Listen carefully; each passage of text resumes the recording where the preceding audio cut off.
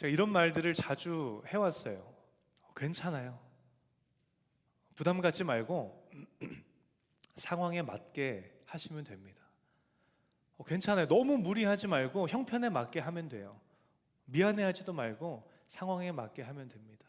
라는 말을 제가 우리 청년들에게 그리고 우리 성도님들에게 자주 하던 멘트가 바로 이 멘트였어요.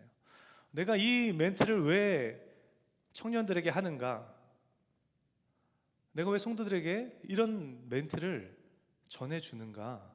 말씀을 준비하면서 곰곰이 생각해 봤는데 이유는 그거였어요. 저도 직장 생활의 경험이 있거든요. 한국에서도 또 여기 오기 전에 캐나다에서도 주중에 일을 하면서 신앙생활을 했던 경험이 있거든요.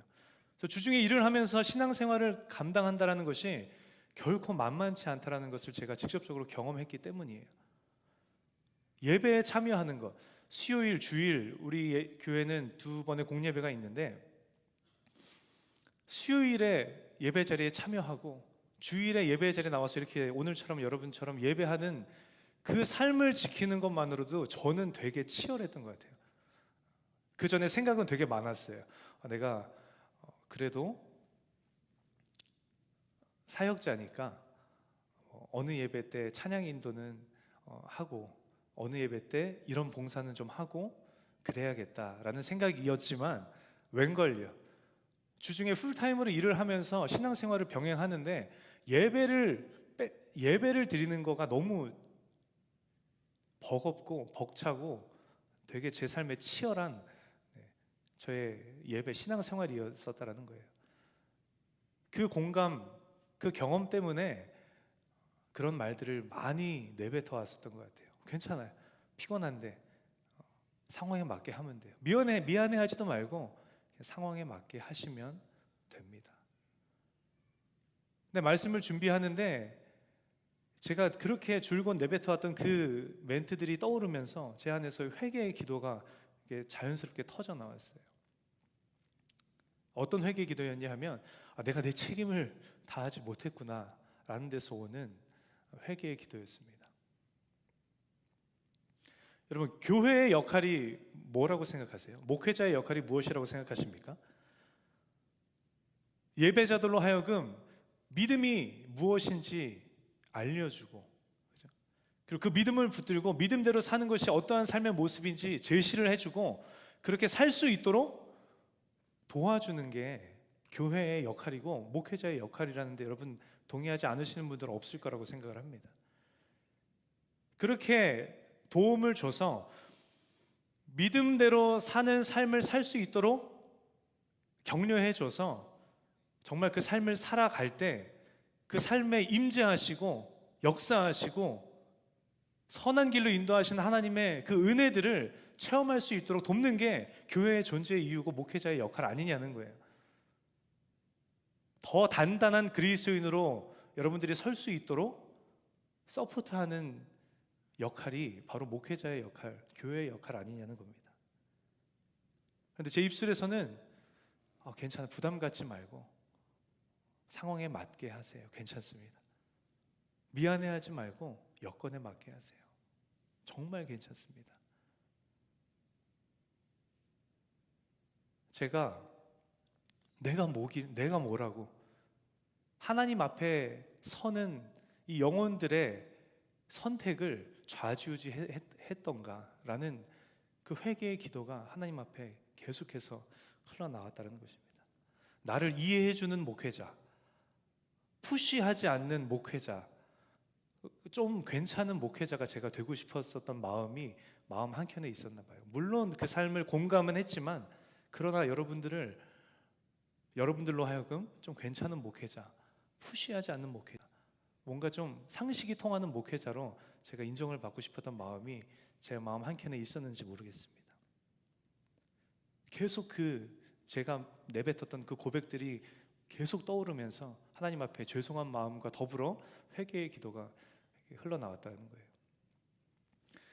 오늘 이 시간에 말씀을 나누기에 앞서서 여러분 우리의 정체성이 뭔지 그래서 우리가 다시 한번 되짚어보고 우리가 말씀을 시작했으면 좋겠습니다. 여러분 우리의 정체성이 무엇입니까? 저와 여러분이 이 세상에 존재하는 이유가 여러분 무엇이라고 생각하세요? 본업과 부업이라는 말을 저는 되게 자주 사용합니다. 우리의 정체성을 표현하는데 이것만큼 좋은 표현이 없는 것 같아서 저는 되게 자주 사용하는데, 우리의 본업이 뭐냐는 거예요. 우리가 세상에 존재하는 이유가 뭐냐는 거죠. 이사야서 43장 21절에 우리의 본업에 대해서 이렇게 말씀하고 계십니다. 함께 읽어볼까요? 시작. 이 백성은 내가 나를 위하여 지었나니 나를 찬송하게 하려 함이니라. 아멘. 하나님께서 저 여러분을 이 땅 가운데 보내신 이유가, 우리를 지으신 이유가 무엇인가 하니, 우리의 정체성이 무엇인가 하니 하나님 앞에 찬양하게 하기 위해 하셔서, 우리로 하여금 그 하나님께서 찬양받기 위해 하셔서, 예배받기 위해 하셔서, 영광 받으시기 위해 하셔서 저와 여러분을 지으셨다라는 거예요. 여러분 믿으십니까? 할렐루야. 그런 존재, 저 여러분은 그런 존재라는 거예요. 우리가 기본적으로 그런 존재인데, 그런 저 여러분에게 사명도 주셨어요. 마태복음 28장 19절 20절에 이렇게 기록하고 있습니다. 함께 또 읽겠습니다. 시작. 그러므로 너희는 가서 모든 민족을 제자로 삼아 아버지와 아들과 성령의 이름으로 침례를 베풀고 내가 너희에게 분부한 모든 것을 가르쳐 지키게 하라. 볼지어다 내가 세상 끝날까지 너희와 항상 함께 있으리라 하시니라. 아멘. 하나님께서는 예배자인 저 여러분에게 사명 또한 주셨는데, 그 사명이 무엇인가? 내가 먼저 제자 되고 예수 그리스도의 복음을 전하는 삶을 살아서 또 다른 예수님의 제자들을 세워가는 것, 이게 저 여러분에게 주신 사명이라는 것입니다. 이 두 가지가 저 여러분의 본업이에요. 예배자로 사는 삶, 복음을 전해서 예수님의 제자, 또 다른 예수님의 제자를 세워내는 삶, 그게 저 여러분의 정체성이라는 거예요. 여러분 동의하십니까? 제가 그냥 우리 교회 표어를 말씀드리는 게 아니에요. 제자가 우리가 먼저 되고 복음을 전함으로 예수 그리스도의 제자를 세워가는 것이, 예수님께서 여러분 기억하시나요? 하늘에 올라가시기 전에 나 금방 다시 올 건데 그거 잘하고 있어라고 주신, 여러분 우리에게 주신 지상 명령이라는 거예요. 우리의 사명이라는 것입니다. 그게 우리의 정체성인데, 이 정체성을 잘 실현하기 위해서, 우리가 우리의 본업을 잘 해내기 위해서 하나님께서는 부업도 주셨어요. 저는 그걸 우리의 직업이라고 저는 생각을 합니다. 그렇게 표현을 합니다. 그래서 우리가 예배자의 삶을 잘 살 수 있도록, 우리가 복음 전에서 제자를 잘 세워가는 삶을 살아낼 수 있도록 그걸 잘 돕기 위한 부업도 주셨다는 거예요. 메인을 잘 하기 위해서 이걸 잘하기 위한 서브를 주셨다는 것입니다. 마치 바울이 예수님의 복음을 전해서 많은 이들을 제자 삼기 위함으로 텐트 메이커의 삶을 살았던 것과 같은 것 같아요. 바울과 동일하게 저 여러분도 하나님 앞에 온전히 예배하기 위해서, 저 여러분도 그 예수 그리스도의 복음을 전함으로 또 다른 예수님의 제자들을 세워내기 위해서, 어느 분은 회사를 다니고 계신 거고, 어느 분은 학업에 열중하고 계신 거고, 어느 분은 뭐 운동선수로 열심히 살아가고 계신 거고, 어느 분은 의사로 열심히 살아가고 계신 거고, 그런 삶을 우리가 감당하며 살아가고 있다는 사실입니다. 기본적인 의식주를 해결하기 위해서가 아니라는 것을 여러분 기억하시는 은혜가 있으시기를 예수님의 이름으로 간절히 축복합니다. 바울처럼 우리가 잘 온전한 예배를 하나님 앞에 올려드리기 위해서, 주의 복음을 전하여서 제자를 세워내기 위해서 우리가 여러분들의 지금 그 삶을, 세상에서의 삶을 살아가고 있다는 것입니다. 순서가 여러분 잘 정리가 되셨나요? 여러분 동의하시고 또 그 순서가 다시 잘 정리가 되셨습니까? 이게 우리의 정체성이라는 거예요. 근데 우리가 자꾸 희한한 경험을 하면서 살아갑니다. 순서가 뒤바뀌는 기이한 경험을 우리가 그럼에도 불구하고 계속해서 경험하면서 살아간다는 거예요. 그리고 더 놀라운 사실은 그 순서가 뒤바뀌었을 때 이게 뭐지? 이상하게 느껴져야 되는데 우리에게 이상하게 느껴지냐는 거예요. 아니에요. 당연하게 여겨지고 너무나도 자연스럽게 여겨지는 삶을 우리가 살고 있는 것 아닙니까, 여러분? 그래서 이것이 오늘 우리가 집중해 봤으면 하는 부분이에요. 왜 순서가 뒤바뀌는데도 불구하고 나는 이게 당연하게 여겨지는가? 뒤죽박죽 순서가 뒤바뀌었음에도 불구하고 나는 왜 이게 자연스러운가? 간단하게 생각하셨으면 좋겠어요. 여러분, 우리가 돈을 벌려고 일을 하는데 일만 죽어라 하고 돈이 수입이 없으면 여러분 그게 문제입니까? 문제가 아닙니까? 여러분의 목소리를 듣고 싶습니다. 문제입니까? 문제가 아닙니까? 문제예요. 우리가 이거 뭐지? 생각하면서 해결해야 되는 문제 아니냐는 거예요. 마찬가지로 우리의 존재의 목적이 예배하는 예배자예요. 우리의 사명이 복음을 전하고 제자를 세우는 사명이에요. 그걸 잘 역할을 감당하기 위해서 우리를 돕는 부업을 하나님께서 주셨는데 그 부업이 본업을 잘 기능하도록 돕지는 못할 망정 우리를 그것으로 매이게 만든다면, 내지는 우리로 그것을 더 사랑하게 만들어서 우리가 본업에 집중하지 못하게 만든다면, 여러분 우리가 그걸 이상하게 여기고 경각심을 가지고 경계하고 뒤바뀌어 버리려고 하는 그 순서를 다시금 바로잡아야 하는 게 우리의 모습 아닙니까? 내 직업이 복음을 전하고 제자를 세워가는데 도움이 되어야 하는데 오히려 장애물이 된다는 거예요. 그러면 그게 이상하게 느껴져야 하는 게 당연하고, 행여나 바뀌어버린 우선순위가 있다면 다시 우선순위를 되바꿔서 제대로 순서를 정렬하는 게 자연스러운 모습 아니냐는 거예요. 우리가 우리의 정체성을 분명히 알고 있고 그에 따른 우선순위를 분명하게 우리가 인지하고 있다면 그게 이상하게 느껴지고, 그래서 경계하고 돌이키는 삶이 자연스러운 크리스찬에게서 보여져야 하는 모습 아니냐는 겁니다. 오늘 한 신앙의 선배를 소개하려고 합니다. 이분은 누구냐 하면 이희돈 장로님이라는 분이세요. 유명하셔서 여러분들 이미 알고 계신 분들이 계실지 모르겠습니다. 이분이 누군가 하면 미국의 세계무역센터 협회의 최연소 이사회 부의장 겸 부총재를 이렇게 역임하셨던 분이고, 에이시언 최초로 이 세계무역센터 협회의 총재의 자리를 역임하셨던 분이십니다. 또한 그 이후에 국제무역기구라는 그 기구에서도 총재의 역할을 감당하셨던 분이세요. 근데 지금은 너무 안타깝게도 지금은 돌아가셨습니다. 돌아가신 지 한 3년 정도 된 것 같은데, 제가 개인적으로 친분이 있지는 물론 않지만 너무 아쉬웠어요. 제가 3년 전에 처음 이분이 이런 분이 계시다라는 걸 알고 간증을 들으면서 한참 도전을 받고 막 가슴이 뜨거워지는 그 상황 가운데 있었는데, 그때 그 비보를 들었거든요. 그래서 되게 놀랐고 너무 안타까워했던 기억이 있습니다. 이분을 왜 소개해드리냐 하면, 이분이 크리스찬으로서의 삶의 우선순위가 너무나도 분명하신 분이셨기 때문입니다. 많은 사람들이 이분의 삶의 모습을 통해서 선한 영향력을 받고 도전을 받았어요. 물론 한 개인의 삶이 절대적인 삶의 기준이 우리에게 될 수는 없지만 너무나 큰 선한 영향력이 됐다는 거예요. 간증을 통해 들어본 이분의 삶이 어땠냐 하면, 여러분 세계무역센터 협회에서는 각 나라의 경제계를 대표하는 수장들이 매주 주일 오전에 모여서 회의를 가졌다라고 합니다. 그래서 이분이 총재의 자리에 올랐을 그때 가장 먼저 한 일이 무엇인가 하면, 앞으로 회의는 주일에 안 합니다 였어요. 모든 주일에 있는 모든 미팅은 다 취소합니다. 다 변경합니다 였다라는 거예요. 그때 당시에 이들의 루틴이 어떻게 됐었냐 하면,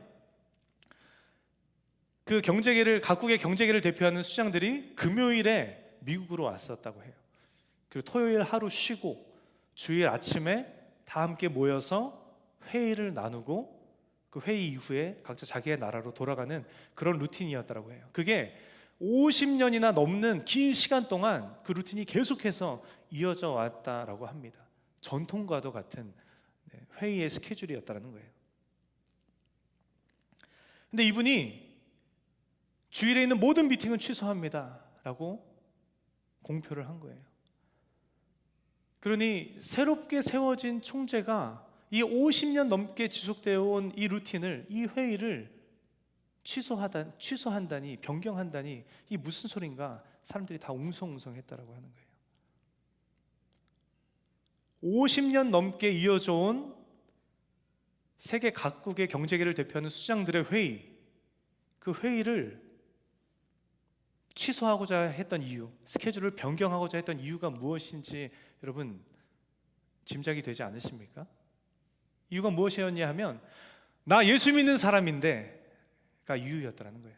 나 예수 믿는 사람인데 경제라는 이름으로 날 구원하신 아름다우신 하나님 앞에 내가 예배할 수 없다면 그 회의 지속하는 게 맞는 건가? 여러분 이 고백을 여러분 들으시는 순간에 여러분 어떤 마음이 드십니까? 소름이 막 끼치고 여러분 가슴이 좀 뜨거워지고 나도 저런 삶을 살아야겠다라는 마음이 들지 않으십니까? 들지 않으신다면 여러분, 저와 여러분의 영은 병들었을지도 모르겠어요. 여러분 이게 여러분에게 도전이 되고 여러분들의 삶의 동기부여가 돼야 하는 것입니다. 세계무역센터 협회의 총재라는 자리가 여러분 얼마나 그 관련 분야에서 일하는 사람들에게 있어서 얼마나 오르고 싶은 자리였을까요? 이 장로님도 그 총재직에 올랐을 그때 얼마나 그 자리를 지키고 싶었겠습니까? 세상 인간적인 마음으로 얼마나 그 자리에 앉아있고 싶었겠느냐는 거예요. 이 명예, 이 권력, 그리고 신앙적인 면에 있어서는 내가 앉아있는 이 총재라는 자리를 통해서 얼마나 많은 선한 하나님의 영향력을 흘려보내고 싶은 마음이었을까 상상을 해보게 되더라고요.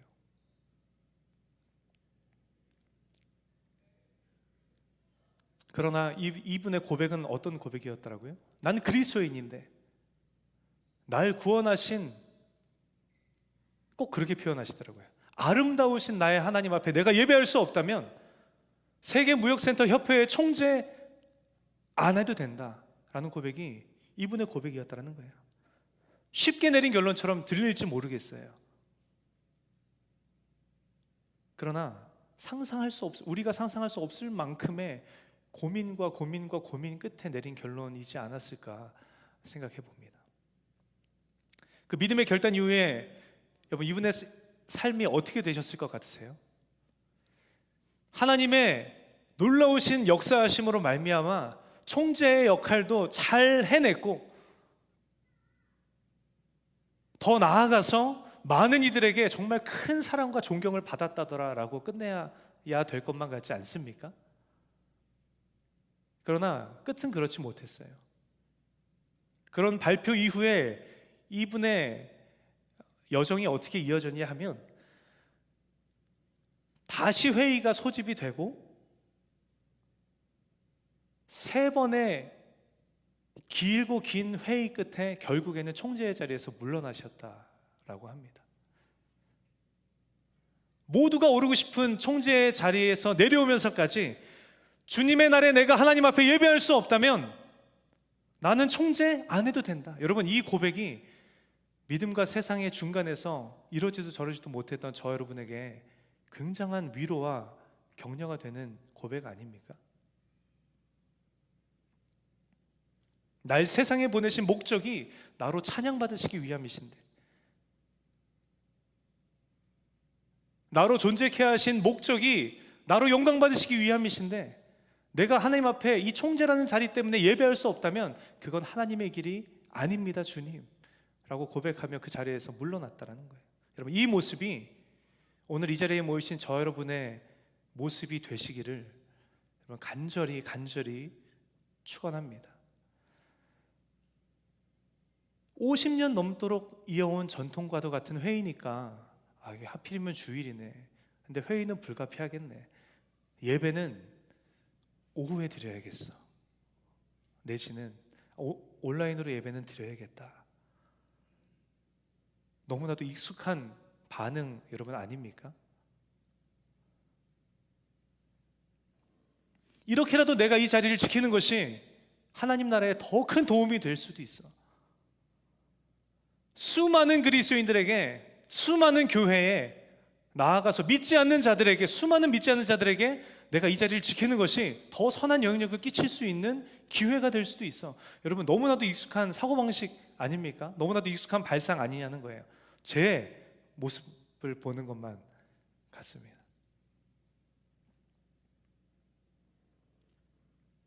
그러나 이분의 선택은 달랐다는 거예요. 우리가 그런 고백을 가지고, 그런 익숙한 우리의 발상을 가지고 반응하면 그렇게 점점 내 삶에 온전한 예배는 사라져가고, 내 삶의 우선순위에서 하나님은 점점 밀려나고, 그렇게 순서가 뒤바뀌어 버리고 마는 것입니다. 그렇게 점점 내 중심, 세상 중심의 삶으로 우리는 흘러가고 만다라는 거예요. 게다가 오늘날 사단의 유혹이 여러분 얼마나 교묘하고 얼마나 간사하고 얼마나 무서운지 모릅니다. 이렇게 타협 없는 믿음으로 신앙의 삶을 살기로 결단하는 사람들을 미련하게 보이게 우리의 마음을 가만히 유혹한다는 거예요. 그러니 저거 봐, 교회가 이래서 문제야. 사람이 이상해지잖아.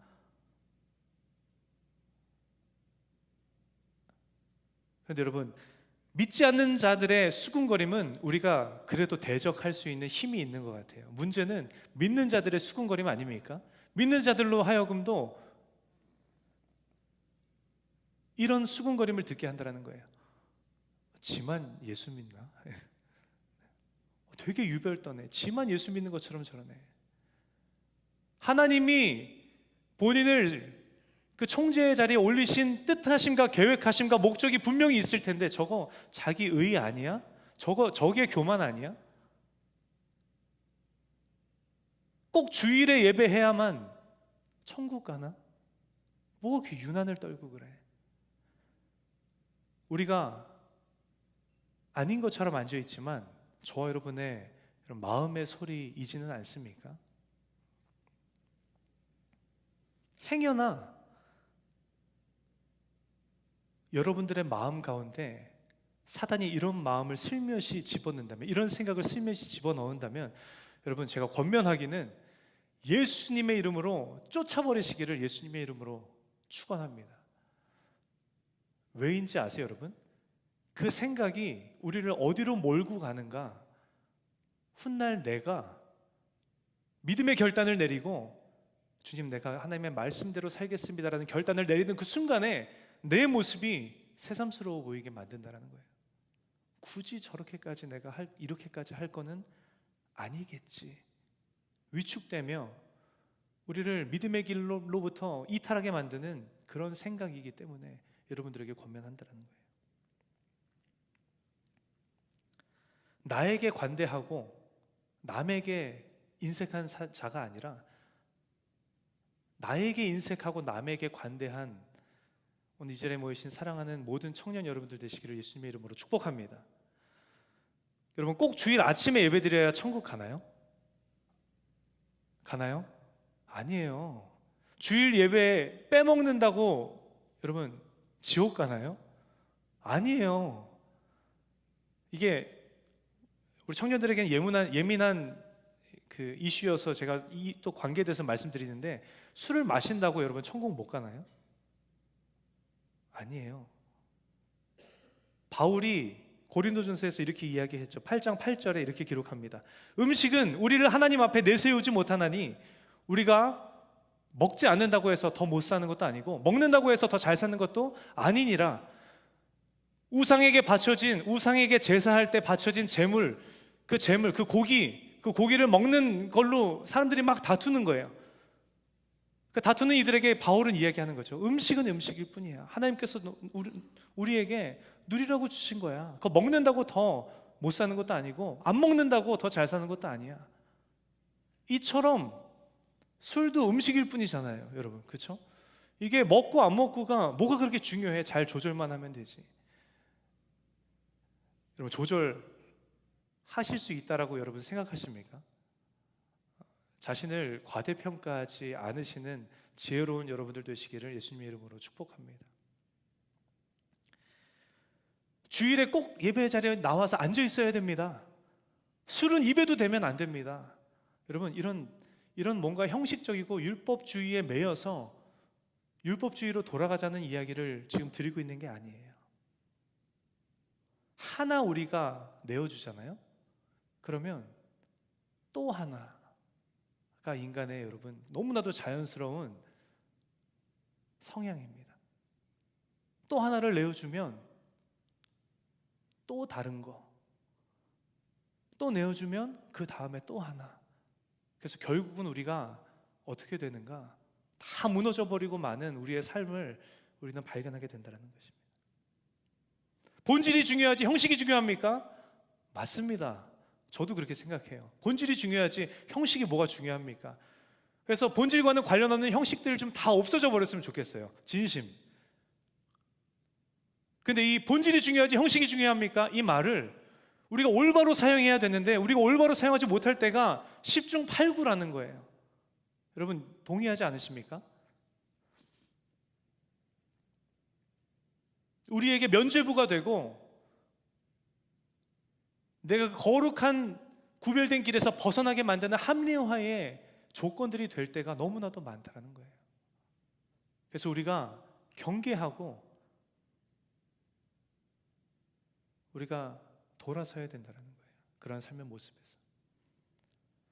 이 장로님의 나누진 않겠지만 이 장로님의 나중은 어떻게 됐는가? 더 이후에 시간이 좀 흐른 후에 더 잘 되셨다고 해요. 근데 나누지 않는 이유가 무엇인가 하면 우리가 더 잘 되기 위해서, 더 형통하기 위해서 우리가 하나님을 택하고 우리가 그 삶의 우선순위를 바로 잡고 고수하며 가는 게 아니지 않습니까? 그래서 오늘 찬양하는데 너무 은혜가 되더라고요. 진짜 성령님은 한 분이시구나. 네. 오늘 하나님께서 우리에게 전하고자 하시는 말씀이 확실한가 보구나.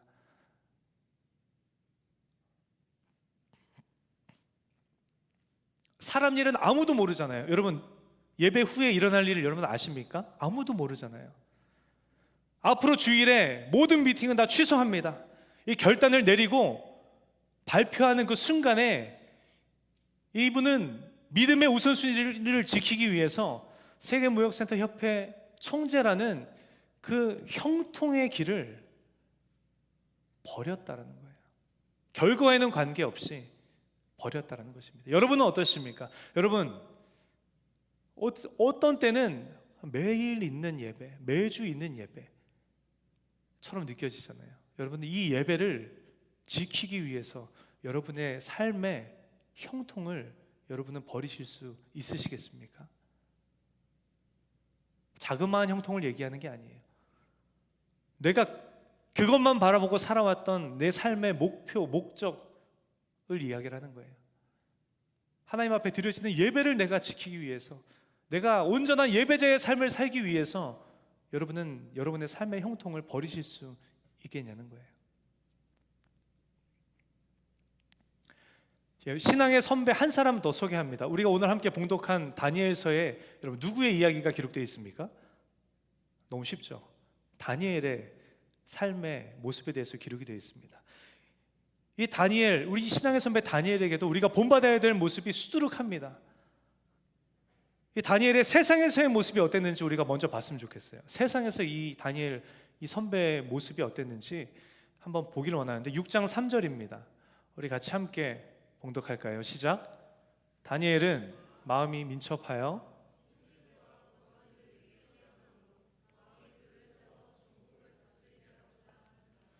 BC 586년에 남유다가 멸망했다라고 제가 지난주에 말씀드렸죠. 남유다가 멸망하면서 바벨론 제국에 4차례에 걸쳐서 이스라엘 백성들이 포로로 끌려갑니다.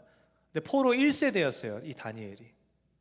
그리고 나서 시간이 쭉 흐르고 메데 바사 제국, 페르시아 제국이 그 고대 근동의 패권을 장악을 합니다. 그래서 너무 자연스럽게 다니엘과 이스라엘 백성들이 페르시아 제국 휘하에 있던 그때의 일이에요. 그때 무슨 일이 있었냐면 이 페르시아의 총리들과 고관들보다 다니엘이 더 뛰어났기 때문에 이 다리오 왕이 페르시아 제국의 유일한 총리의 자리, 페르시아 전역을 다스릴 수 있는 통치권을 다니엘에게 주려고 하는 상황이라는 거예요. 그러니 총리들과 고관들이 어땠겠습니까? 막 술렁이는 거예요. 다니엘이 출신이 뭡니까? 포로잖아요. 포로 주제에, 포로도 그냥 포로입니까? 겹포로잖아요. 그죠? 포로 주제에 우리 페르시아 제국의 2인자 자리에 오른다고? 도무지 용납할 수 없는 이 상황 앞에서 이 총리들과 고관들은 어떻게 하면 저 자리에서 끌어내릴 수 있을까만 계속해서 고민하고 있는 상황이 오늘 본문의 상황입니다. 그러면서 고발할 근거를 찾는데 6장 4절에 여러분 뭐라고 기록합니까? 제가 봉독해 드릴게요. 이에 총리들과 고관들이 국사에 대하여 다니엘을 고발할 근거를 찾고자 하였으나 아무 근거, 아무 허물도 찾지 못하였으니 이는 그가 충성되어 아무 그릇됨도 없고 아무 허물도 없음이었더라. 이 다니엘이 일상에 성실했고 아무 그릇됨도 없고 아무 허물도 없어서 이를 고발할 근거를 찾지 못했다라고 기록을 하고 있다는 거예요. 오늘 이 자리에 모이신 사랑하는 청년 여러분들 모두의 삶이, 세상에서의 삶이 이 다니엘과 같은 삶의 모습 되시기를 예수님의 이름으로 간절히 축원합니다. 흠을 잡으려 해도 성실하기 때문에, 아무 허물도 없기 때문에 어떻게 걸어 넘어뜨릴 게 없는, 그렇게 하나님의 영광을 드러내는 이 세대의 그리스도인, 그런 그리스도인들 되시기를 예수님의 이름으로 간절히 축원합니다. 근데 감동적인 부분은 다음 부분이에요. 이들이 다니엘을 무너뜨릴 수 있는 유일한 방법을 찾았다라고 합니다. 무엇이었습니까? 6장 5절에 기록하고 있어요. 그들이 이르되 이 다니엘은 그 하나님의 율법에서 근거를 찾지 못하면 그를 고발할 수 없으리라 하고. 아멘. 이 무슨 말인가 하면 이들이 보기에도 다니엘은 달랐다라는 거예요, 여러분. 이들이 보기에도 다니엘은 자신의 믿음의 우선순위를 지키기 위해서라면, 자신의 신앙을 지키기 위해서라면 설사 우리가 함정을 던진들 기꺼이 걸려 넘어질 사람이 이 사람이 다니엘이라는 것을 이 사람들조차도 알았다라는 거예요. 여러분, 여러분은 어떠신지 묻고 싶습니다. 여러분은 세상 사람들이 여러분을 바라볼 때 여러분은 어떤 모습이십니까? 나의 신앙의, 나의 믿음의 우선순위를 지키기 위해서 고군분투하며 살아가는 신실한 그리스도인으로 여러분을 바라보십니까? 아니면 한두 마디에 함께 세상을 즐길 것만 같은 적당한 그리스도인으로 여러분을 바라보십니까? 여러분, 이 시간을 통해서 저 여러분의 신앙의 현주소를 발견하시는, 짚어보시는 귀한 시간 되시기를 축복합니다. 페르시아 총리들이 다니엘은 그런 사람이다 알았다라는 거예요. 그래서 어떤 일을 꾸밉니까? 오늘 본문 7절이에요. 나라의 모든 총리와 지사와 총독과 법관과 관원이 의논하고 왕에게 한 법률을 세우며 한 금령을 정하실 것을 구하나이다. 왕이여, 이제부터 30일 동안 누구든지 다른 신에게든 다른 사람에게든 무엇이든 구하면, 여러분 그게 무슨 얘기입니까? 기도하면 사자굴에 던져넣기로 하도록 하지요. 왕에게 제안했다라는 거예요. 그들은 이것도 알았어요. 이 다니엘은 하루 3번 위층에 올라가 무릎을 꿇고 자신의 하나님 앞에 감사의 기도를 올리는 사람이었다라는 것을 알았습니다. 그리고 또한 무엇을 알았는가? 다른 신이건 사람이건 그 누구에게도 기도하지 말라라는 이러한 명령을 왕이 도장을 찍어서 내린들 다니엘은 조금도 흔들림 없이 전에 하던 대로 하나님 앞에 나아가 무릎 꿇고 기도하며 감사의 고백을 올려드릴 사람이라는 것조차 이들은 알았다는 거예요. 여러분, 이 다니엘의 모습을 바라볼 때 여러분 마음이 어떠십니까? 여러분, 도전이 되십니까? 도전이 되셔야 해요. 아까 서두에도 말씀드렸는데 여러분들 뭔가 소름이 좀 이렇게 끼치고 나도 저렇게 살아야겠다라는 믿음의 결단이 여러분들 마음 깊은 곳에서 이렇게 끌어올라야 된다는 거예요. 아무 감흥이 없으면 여러분, 저 여러분의 영은 정말 병든 걸지 모르겠습니다. 너무 병들고 지치고 연약해서 반응할 힘조차 없는 영적인 상태가 저 여러분의 상태일지 모른다는 거예요.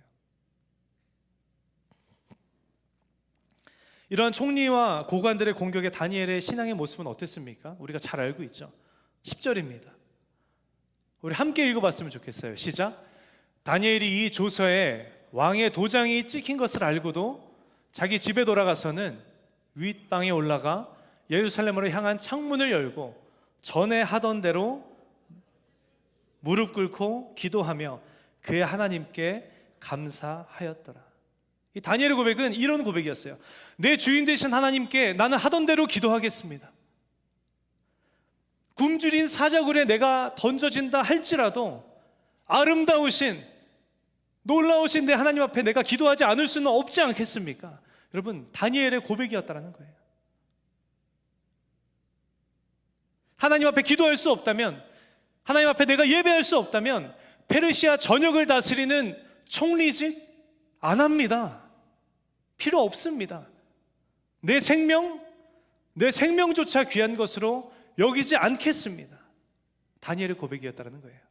여러분, 다니엘에게 마치 아까의 그 장로님처럼 이런 고민이 안 들었겠습니까? 내가 총리의 자리에 오르는 것, 지금 내 동족들이 다 이곳에 포로로 끌려와 있는데 내가 총리의 자리에 오르는 것이 이들이 삶을 살아가고 신앙을 지켜갔는데 더 도움이 될 텐데 라는 고민이 다니엘에게 일지 않았겠습니까? 이런 소리도 들려왔을 거예요.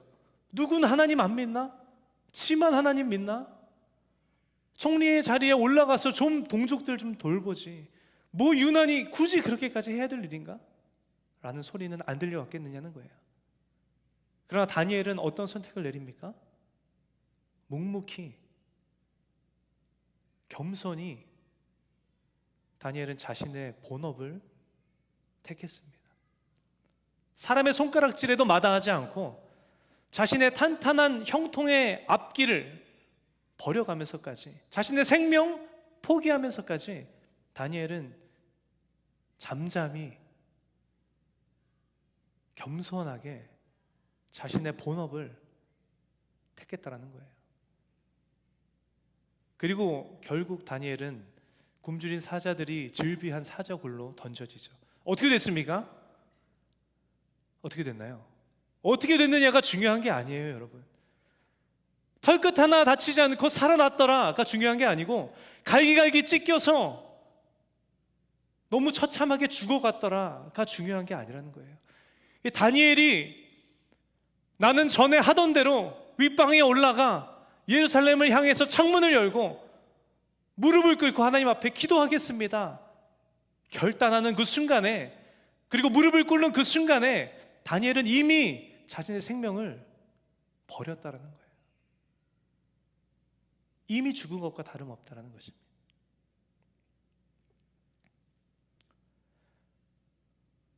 이제 저와 여러분의 이야기를 해봤으면 좋겠어요. 저와 여러분의 정체성이 뭐라고 우리가 나눴습니까? 앞서 나눈 이 장로님처럼, 금방 나눈 이 다니엘, 이 신앙의 선배들처럼 저 여러분의 정체성도 예배자예요. 저 여러분이 이 땅에 존재하는 이유와 목적이 하나님 앞에 온전한 예배로 찬양하고 예배하고 영광 올려드리기 위함이라는 것입니다. 하나님 앞에 성실히 예수 그리스도의 복음을 전하며 하나님 기뻐하시는 예수 그리스도의 제자를 또 계속해서 세워가는 것이 저 여러분의 존재의 이유라는 거예요. 저 여러분의 삶의 모습, 그런 저 여러분의 삶의 모습, 지난 한 주간의 여러분의 삶의 모습, 여러분 어떠셨습니까? 여러분들의 삶의 모습이 그 무엇보다 하나님 앞에 예배하는 것이 최우선 순위였던 삶을 여러분 살아오셨습니까?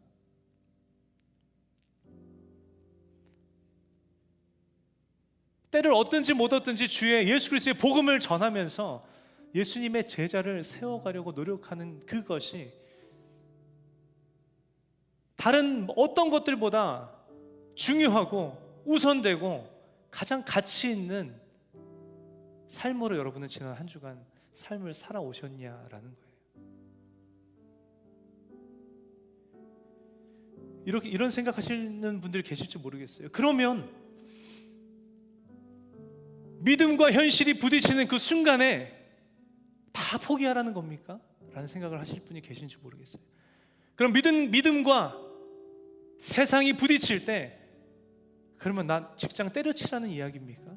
라는 생각을, 부담감을 갖고 계신 분들이 계실지 모르겠어요. 저도 오늘 말씀을 준비하는데 굉장히 마음이 조심스럽고 걱정이 되더라고요. 말씀을 듣는데 서두부터 교회 나오라는 얘기구나, 또 교회 나오라는 얘기구나 처럼 들릴까봐,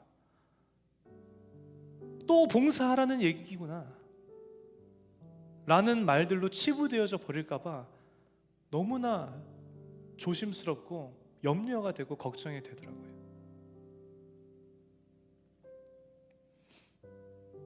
우리가 앞서 믿음을 지키기 위해서 극단적인 삶의 모습을 보인 두 명의 신앙의 선배의 이야기를 나눴습니다.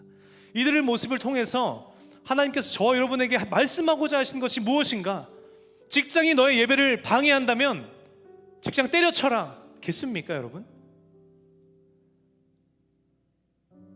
예배의 자리를 지킬 수 없다면 아무 데도 가지 말고 아무것도 하지 말고 교회에 나와 앉아 있어라 라는 말씀을 하나님께서 여러분에게 하고자 하시는 것이겠냐라는 거예요. 하나님께서는 오늘 저 여러분에게 이렇게 말씀하고 계신 거예요. 내 정체성은 무엇이냐? 너의 본업은 무엇이냐? 너에게 있어서 가장 삶의 우선순위는 무엇이냐? 가장 중요한 게 무엇이냐? 나는 너가 그게 무엇인지 알고 있는 삶을 살기를 원한다라는 말씀을 하나님께서 저 여러분에게 말씀하고 계시다는 거예요. 우리는 특수한 이민사회에 살고 있잖아요. 내가 미국 온 지 5년 만에 한국을 가는데 가야죠. 몇 년 만에 부모님이 미국을 방문하셨는데 섬겨야죠. 여러분들, 아니요 목사님, 저는 예배의 자리를 지키겠습니다. 제가 보낼 거예요. 가세요. 지금 여기서 뭐 하고 있는 겁니까? 저도 갈 거예요.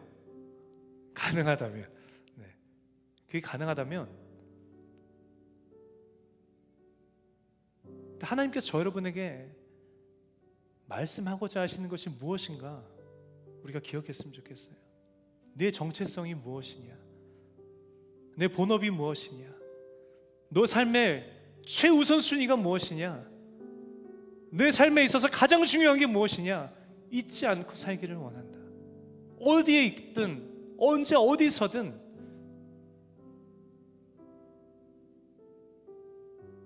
가장 중요한 그 정체성을 부여잡고 살기를 원한다 말씀하고 계시다는 것입니다.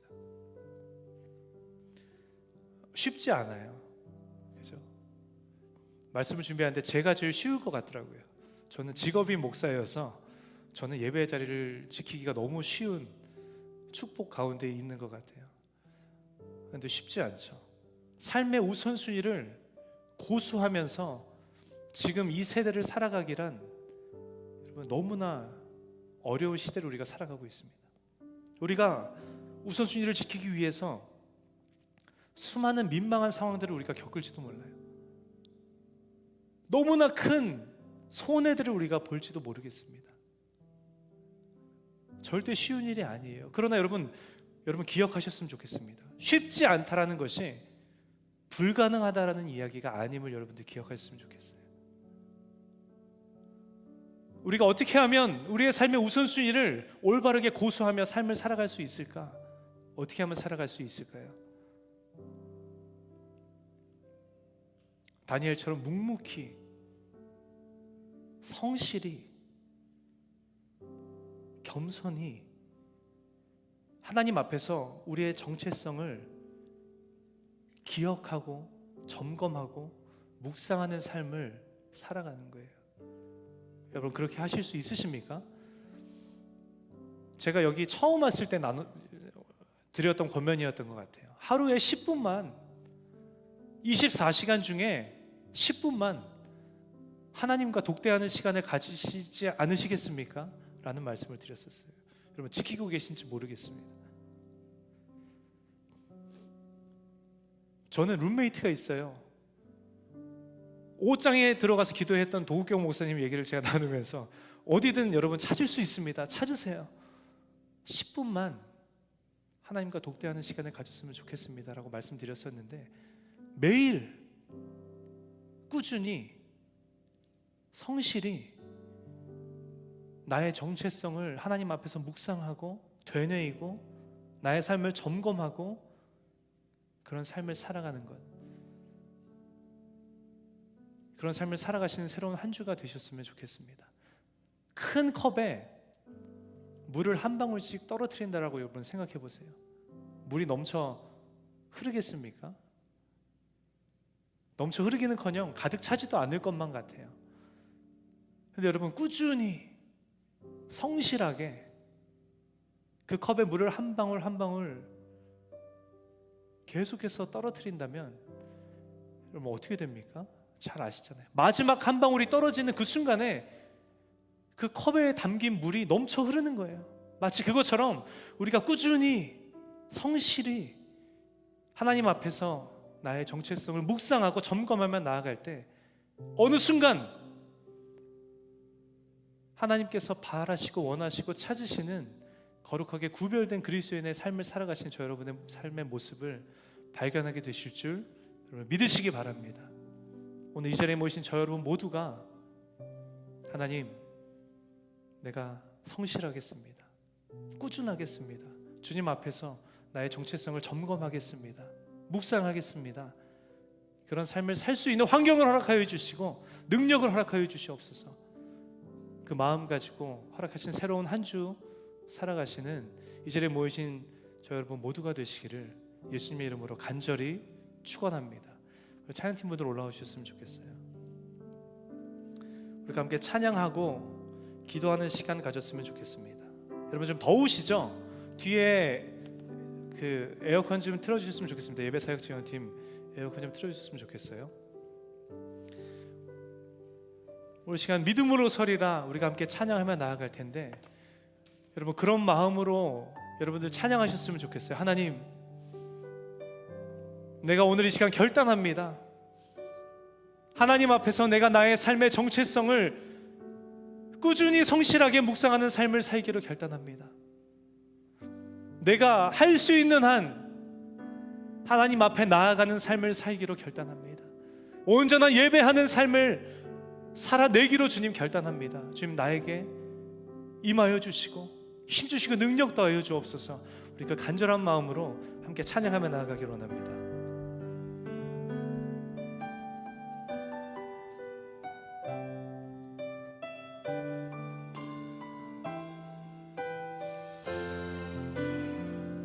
고백할까요? 이곳에 임하신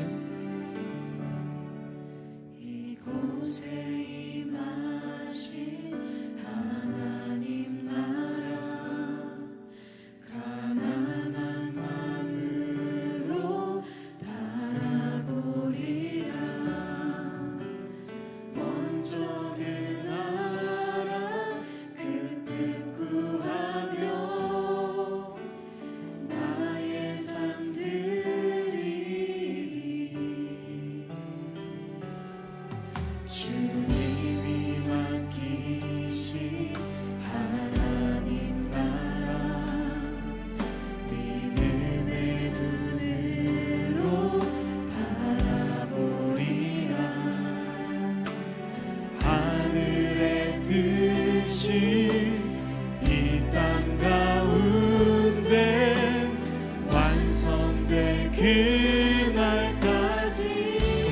믿음 다하여 믿음 다하여 그 위에 서리라.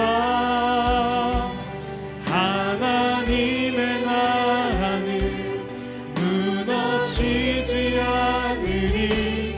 믿음 다하여 그 나라 세워가리라.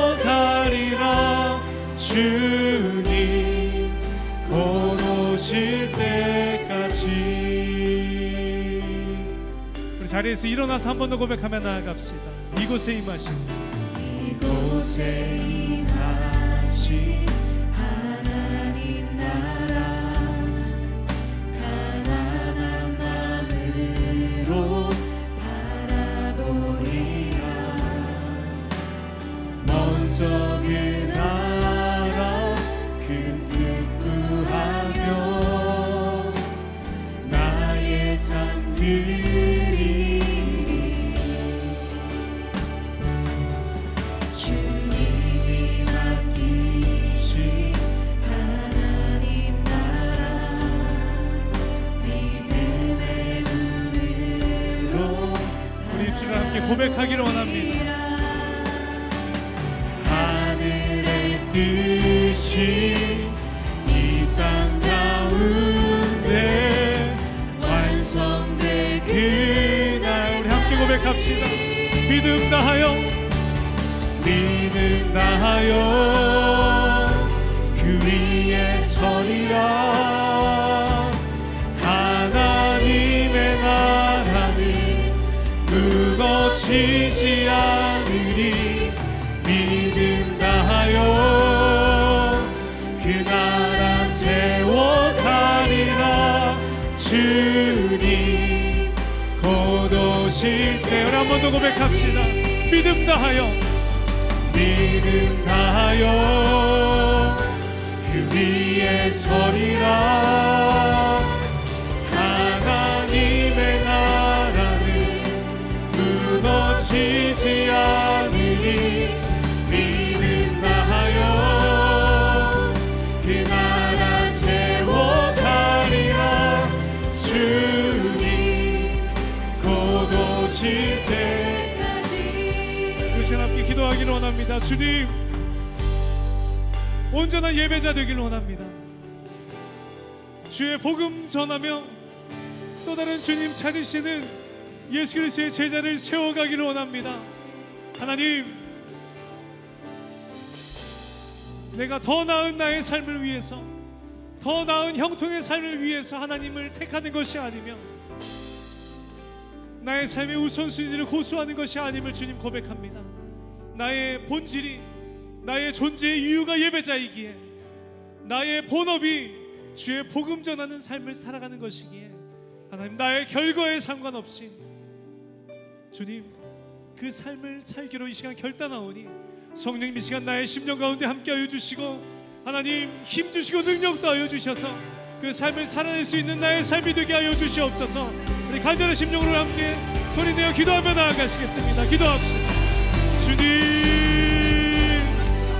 주님, 내가 그런 삶을 살기를 원합니다. 주님께서 우리에게 들려주신 아버지 신앙의 선배들의 모습처럼 아버지 하나님 참된 아버지 온전한 예배자의 삶을 살기를 위하여서 주의 복음을 전하는 사명자의 삶을 살기 원하여서 아버지는 나의 삶의 형통 그것이 나에게 방해가 된다면 기꺼이 주님 앞에 아버지 하나님 내어드리며 나아가는 나의 삶이 되기를 원합니다. 주님, 나의 결과의 삶의 결과 외에는 상관없이 아버지 하나님 더 나은 삶의 형통을 우리가 얻지 못한다 할지라도 너무나도 큰 손해를 우리가 맛본다고 할지라도 아버지 하나님 나의 존재의 이유가 아버지 하나님 주님 나를 지으신 목적이 아버지 하나님 예배기 위함인 아버지 내가 기억하기 아버지 하나님 내가 그 삶을 살기로 결단하며 나아갑니다. 아버지 하나님 힘주시옵소서. 연약한 나에게 능력을 더하여 주시옵소서. 아버지 하나님 함께하여 주셔서 아버지 하나님 허락하신 새로운 한 주 하나님께서 바라시고 원하시고 또 찾으시는 아버지 온전한 그리스도인의 모습으로 살아가는 나의 삶이 되게 하여 주시옵소서. 아버지 하나님 주님을 의지합니다. 주님 역사하여 주시옵소서. 주님을 의지합니다. 주님 살아낼 수 있는 능력 더하여 주시옵소서. 주님 역사하여 주시옵소서.